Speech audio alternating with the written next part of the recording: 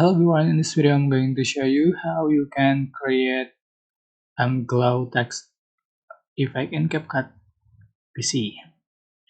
So for instance, I'm going to select this video and go to text to add the text to default text.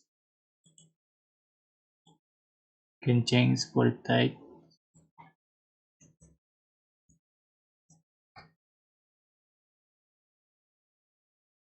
and you can size, change for the font style.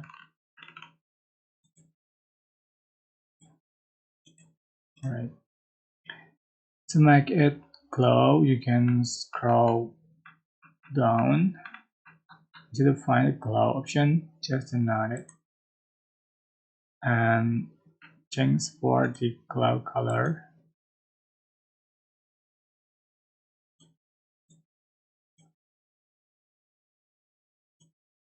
And then you can adjust for intensity and range.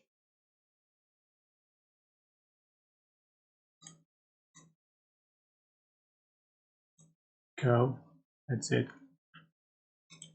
That's how you can add, you can create glow text effect in CapCut PC. I hope this tutorial was helpful for you. Don't forget to like, comment, share, and also subscribe. Thank you so much for watching.